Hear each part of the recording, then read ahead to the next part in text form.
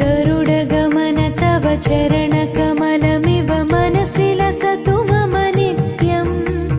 गरुडगमन तव चरण